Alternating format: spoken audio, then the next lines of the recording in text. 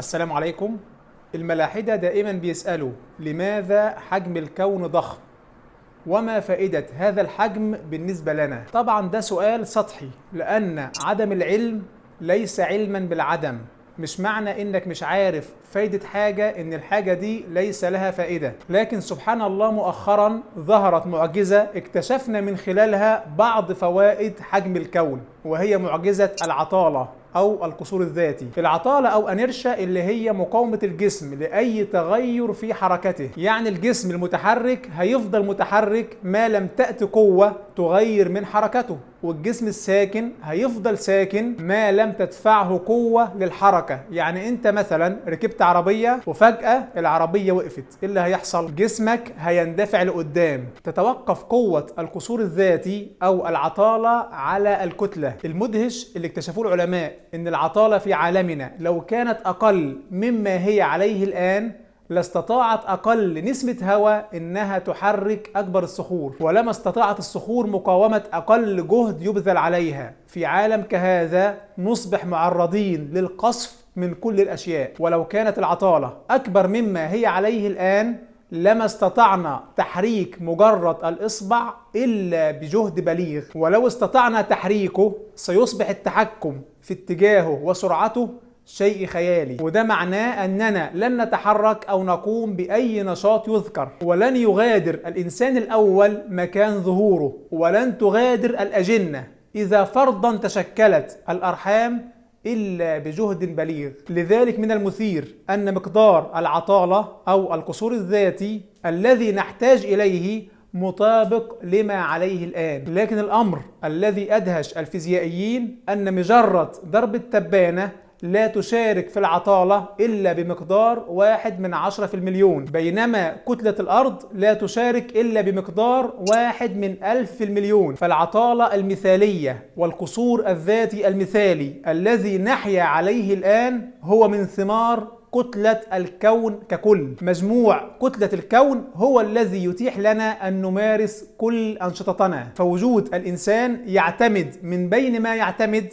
على نعمة كتلة الكون ككل. فجاهل هذا الذي يزعم عبثية المجرات البعيدة. قال ربنا سبحانه: وما خلقنا السماء والأرض وما بينهما باطلا ذلك ظن الذين كفروا. وكلما توسع العلم ظهرت عجائب الحكمة ودقائق الخلق. طيب سؤال تاني، هل معقول أن الله يهتم بنا ونحن بالنسبة لحجم الكون لا شيء؟ سؤال لا يقل سخافة عن السؤال اللي فات. وهنا عندي سؤال للملحد: انت ليه بتصرخ؟ ليه بتعترض لو حصلت لك حاجة؟ لماذا تغضب أيها الكائن المجهري لو لم يجب الله دعائك؟ مشكلة الملحد أن سؤاله عبارة عن قياس فاسد. وخليني أديكم مثال.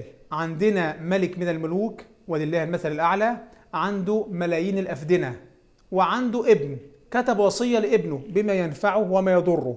هل ممكن يأتي معترض ويقول كيف لهذا الملك الذي يملك كل هذه الأفدنة أن يهتم بابنه الذي لا يبلغ حجمه 1/مليارات من حجم هذه الأفدنة؟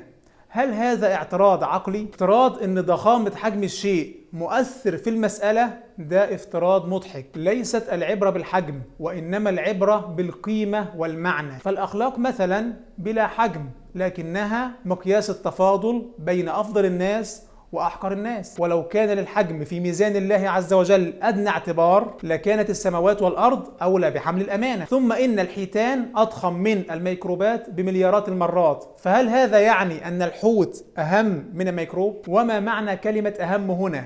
ما هي القيمة الجدلية لكلمة أهم؟ وبعدين ما السماوات والأرض مصدرهما نقطة أصغر من رأس الدبوس بمليارات المرات. أليس هكذا يزعم كل فيزيائي العالم؟ فالحجم نسبي. ولو افترضنا جدلا أن المجموعة الشمسية تحولت إلى ثقب أسود فإنها لن تتجاوز كيس شيبس صغير. فالقضية ليست بالأحجام، ولا الحكم على الشيء يكون بالحجم أو الوزن. القضية بالقيمة والمعنى والإدراك والمعرفة. هل يوجد في مركز هذا الكون إدراكيا ومعرفيا وقيميا سوى الإنسان؟ على الأقل بحدود معرفتنا العلمية التي توصلنا لها ليس في مركز هذا الكون معرفيا ومعنويا سوى الإنسان. هل يوجد غيرنا كائن مكلف يعرف الخير والشر وداخله افعل ولا تفعل في هذا العالم، يعرف القوانين ويعرف روعة الإعداد بعناية، روعة خلق الكون والحياة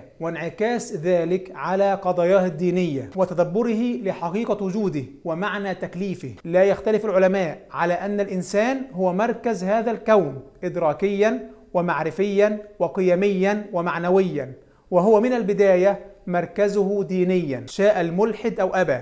والسلام عليكم.